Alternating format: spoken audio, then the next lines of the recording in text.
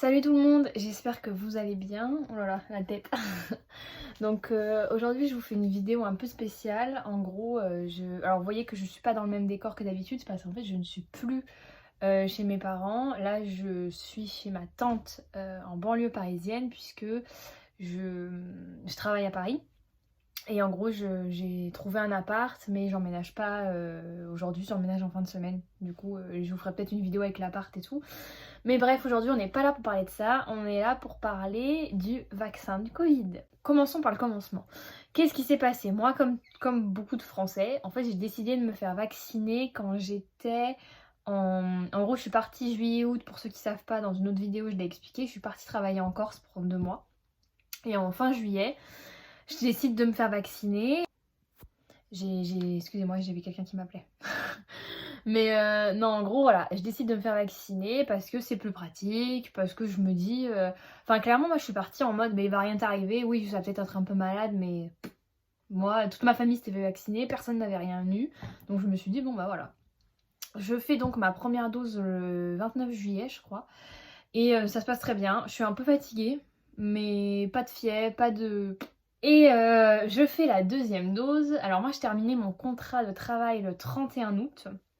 Et je la fais le 30 août puisque je ne travaille pas le lundi, c'était mon seul jour de repos. Je fais donc le 30 août le vaccin à 15 h. Je crois que je me souviens toute ma vie. Vraiment, par contre, le centre où je l'ai fait, un truc de ouf, franchement. Et du coup, je passe devant un médecin qui me dit, voilà, si vous avez rien, est-ce que vous avez eu des trucs à la première dose? Moi, je dis, bah non.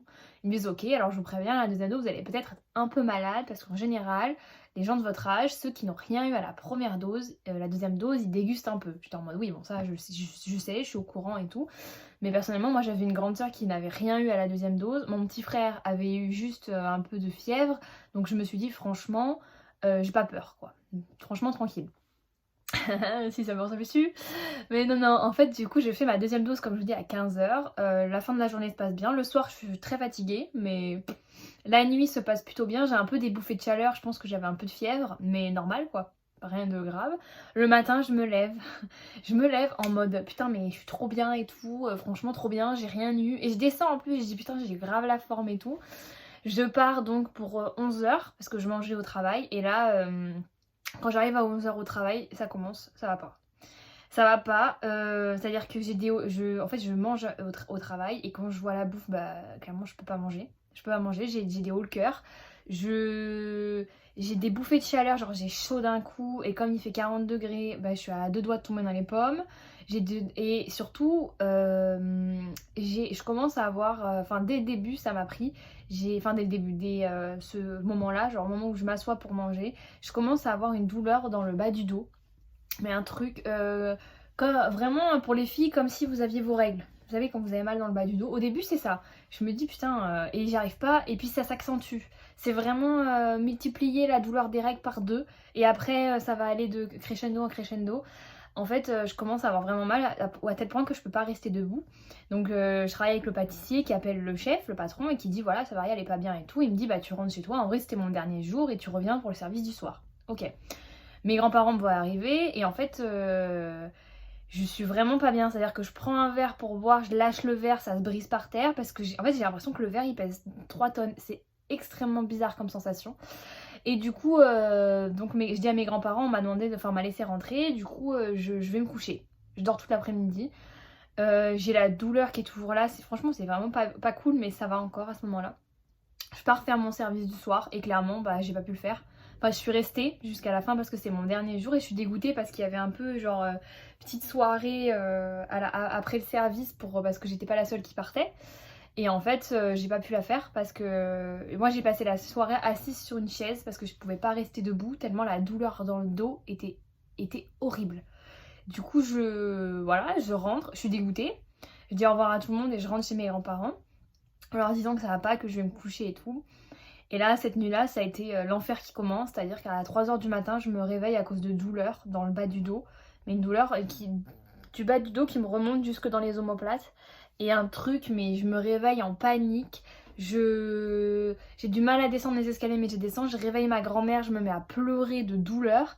Je m'allonge sur le lit, sauf qu'à ce moment-là, bah, on n'a pas de Doliprane. Enfin, ma grand-mère, elle a rien à me donner pour me calmer. Du coup, je suis en train de crever sur le canapé. Je suis à deux doigts de lui demander d'appeler le SAMU. Mais bon, voilà, elle le fait pas. Enfin, elle le fait pas. Je vais pas demander, mais en gros, elle me dit non, mais ça va passer. C'est le vaccin. Voilà ce qu'on me dit. On me dit non, mais c'est le vaccin, c'est des douleurs normales, tout le monde les a eues et tout. Du coup, clairement, mais vraiment, vous multipliez les filles, la douleur que vous avez dans le dos pendant les règles, fois 10. Franchement, c'est ça. Hein. C'était vraiment, et je rigole pas, c'est vraiment un truc, mais horrible. Donc je me couche avec ma grand-mère parce que je peux pas dormir toute seule, j'ai tellement peur de la douleur en fait. C'est la douleur qui me fait peur. Je me dis qu'est-ce que je fais et tout. Je passe ma nuit à vomir. Voilà. Un petit détail cool. Et à boire. Je fais que boire. Et le lendemain, bah je me réveille, ça va pas. C'est-à-dire que la douleur dans le dos elle est toujours là. Là on va acheter du Doliprane et à partir de ce moment-là je vais me doper au Doliprane en fait. Je vais en prendre 3-4 par jour. Je peux plus manger. Parce que ne serait-ce que l'odeur de la nourriture, franchement on pouvait me mettre mon plat préféré, rien que l'odeur, ça me dégoûtait. J'étais en mode non mais je peux pas, vraiment ça je peux pas. Ça me serrait dans la poitrine, j'avais une boule dans la gorge et j'étais en mode je ne peux pas. Et franchement ma grand-mère elle me forçait un peu en mode il faut pas que tu manges rien. Et en fait le problème c'est que je sentais que j'allais vomir. Du coup pratiquement je mange plus. Je veux bien que ce soit le vaccin, mais la douleur que j'ai dans le dos, c'est pas normal. Moi je savais que c'était pas normal. Quand j'appelle ma mère, je craque parce que je fais crise de nerfs sur crise de nerfs parce que je mange plus, je dors plus. J'ai énormément de mal à dormir, je suis constamment fatiguée et comme la douleur, on va dire que je prends un Doliprane, ça me calme pendant 1 à 2 heures et après ça revient. Donc en fait la douleur, et surtout quand ça me calme, moi je suis en panique du à quel moment la douleur elle va revenir en fait. C'est hyper, franchement c'est hyper horrible, enfin c'est terrible comme sensation. Du coup on était mardi, je passe mercredi, comme ça. Tout le monde me dit non mais il faut attendre 48 à 72 heures, c'est le vaccin, c'est les trucs normaux et tout, ok. Et en fait ça va pas du tout et du coup moi je devais rentrer le vendredi en bateau à Aix-en-Provence et du coup le jeudi j'appelle mon père, je dis que ça va pas, il me dit essaye de voir un médecin, donc je prends rendez-vous avec un médecin sans rendez-vous le jeudi après-midi, je vais le voir. Le problème, c'est que dès que j'arrive dans son bureau et que je lui dis que lundi je me suis vaccinée, il me dit bah cherchez pas, c'est le vaccin. En gros, vous devez juste peut-être avoir plus de douleur que les autres. Mais c'est pas grave quoi.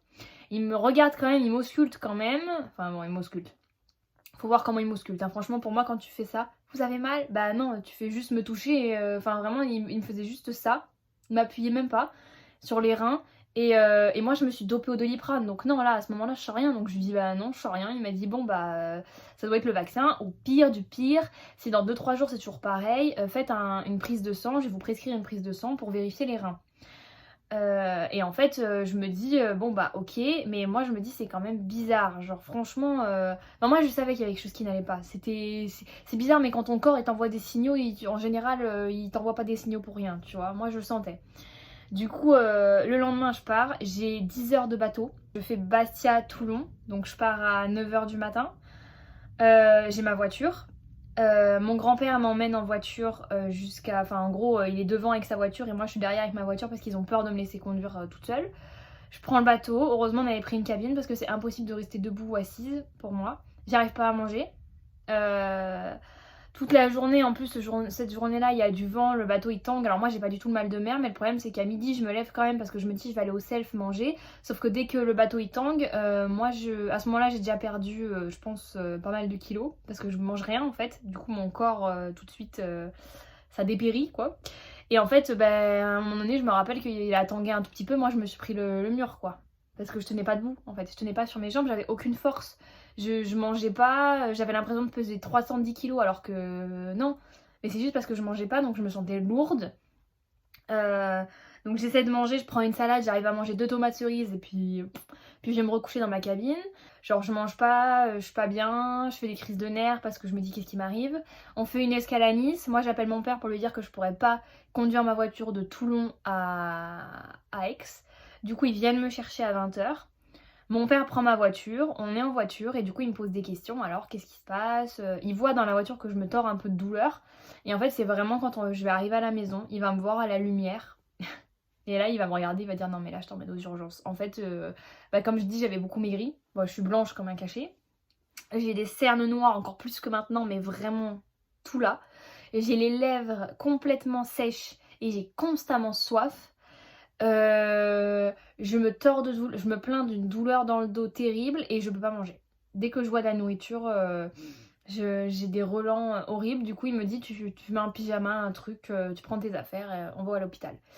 Donc on est parti à l'hôpital, aux urgences, j'arrive à 23h. Il y a un premier médecin qui vient me voir et tout de suite il me dit qu'est-ce que vous avez, et quand je dis j'ai des douleurs dans le bas du dos mais des trucs horribles qui me sont survenus après un peu le vaccin, il me dit ok, je pense que c'est les reins, il me dit ok donc on va vérifier. Donc il me dit attention je vais taper dans les reins, mais ça n'a rien à voir avec le premier médecin qui m'avait juste fait ça.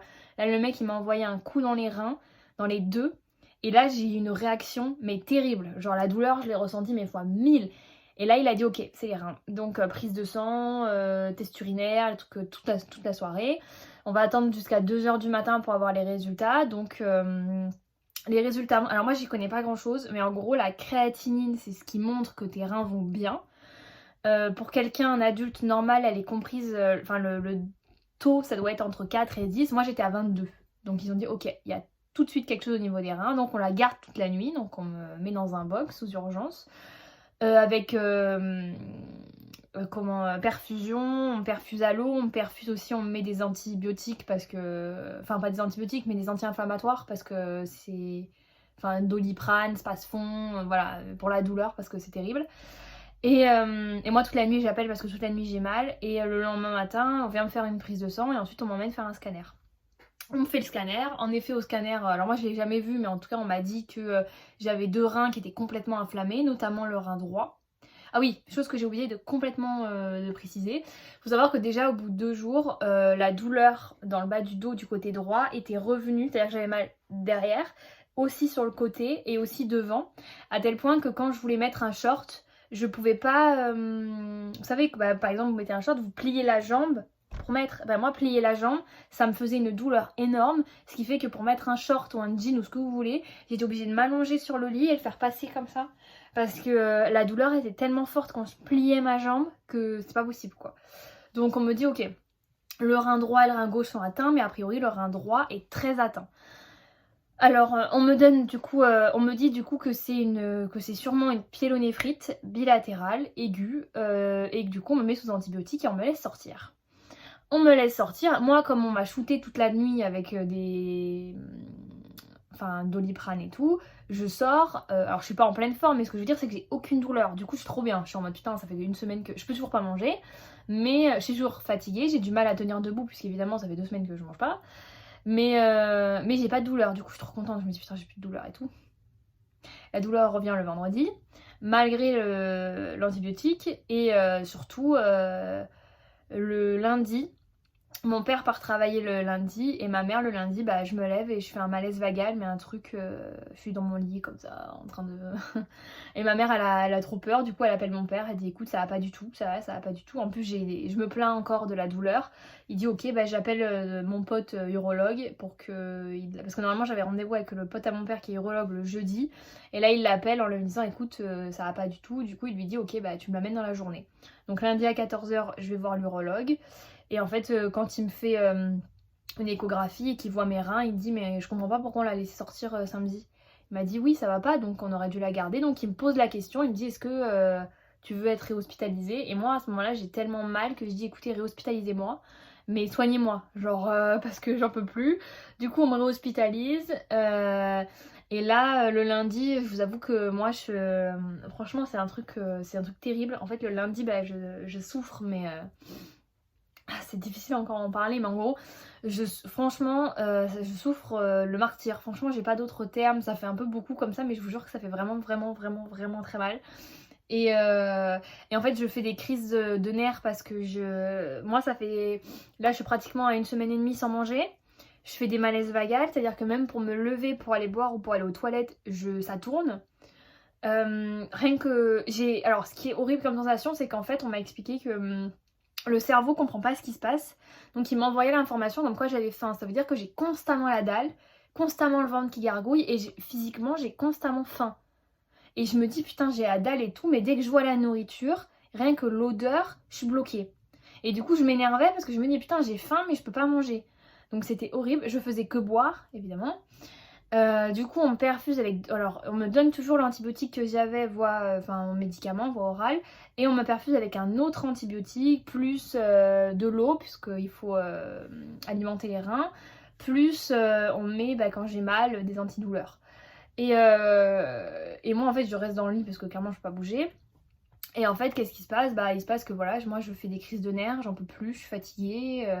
Donc le lundi, je passe une journée et une soirée l'enfer, quoi.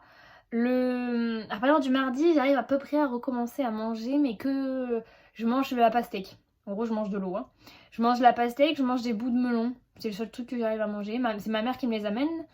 Je bois, du coup je bois du sucre, je bois du coca parce que je dis il me faut du sucre en fait. Moi qui adore le sucre, là je peux pas, je commence à être physiquement pas bien.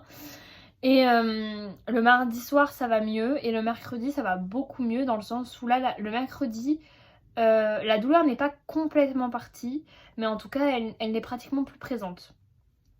Je vous mettrai un petit passage parce que j'ai filmé quand j'étais à l'hôpital. Mais en vrai, j'ai pas directement arrêté, mais en gros, quand j'ai regardé les vidéos, j'ai dit, mais meuf, jamais tu postes ça, on dirait vraiment une personne à l'article de la mort. Hein. Donc je vous mettrai un peu ma tête. Donc non, en fait, voilà, je suis à l'hôpital depuis hier. Alors aujourd'hui, le jour où je parle, on est mardi. Je crois qu'on est le 7 septembre ou le 6. En fait, j'ai été admise hier à l'hôpital, mais j'avais déjà été... j'ai perdu beaucoup de poids. Je suis descendue, je pense que jusqu'à 45 kilos, moi qui n'ai jamais fait 45 kilos de ma vie. Voilà, j'étais vraiment pas bien. Et puis, donc le mercredi, ça va un peu mieux. La douleur est toujours là, mais elle a diminué. Alors que moi, ça fait une semaine, pratiquement 2 semaines, que la douleur n'a jamais diminué, elle n'a fait qu'augmenter. Et là, elle a diminué sans que j'ai eu besoin de prendre de Doliprane ou de trucs, quoi. Du coup, je suis assez contente. L'urologue vient me voir, il me dit est-ce que ça va et tout. Mes résultats, parce que tous les jours j'avais des analyses sanguines, ma créatine était à, je crois, à 14. Du coup il me laisse, à 14 ou à 12, je sais plus. En tout cas il me laisse sortir. Ma mère vient me chercher. Le jeudi et le vendredi. Le vendredi, j'ai plus du tout de douleur à partir du vendredi. Et je suis trop contente parce que le samedi, du coup, je suis partie avec mon père. Ça, c'était une autre vidéo. Je suis partie avec mon père à Monza. Voir le Grand Prix de Formule 1 avec mon papa qui s'était déjà prévu en fait depuis un moment. C'était mon cadeau d'anniversaire.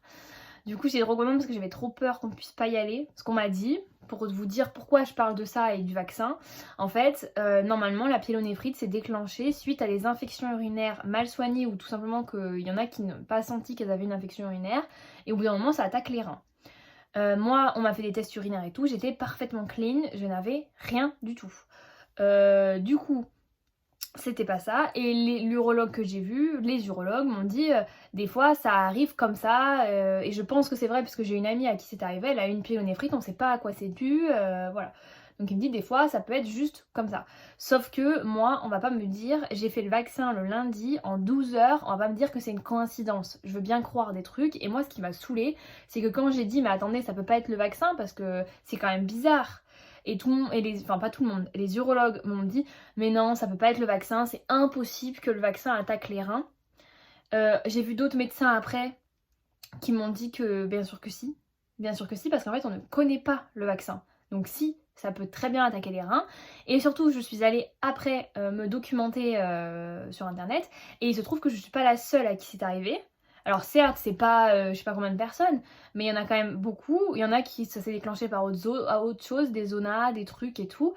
En fait, moi ce qui m'a énervée, c'est que en fait on n'ait pas voulu me dire que c'était le vaccin.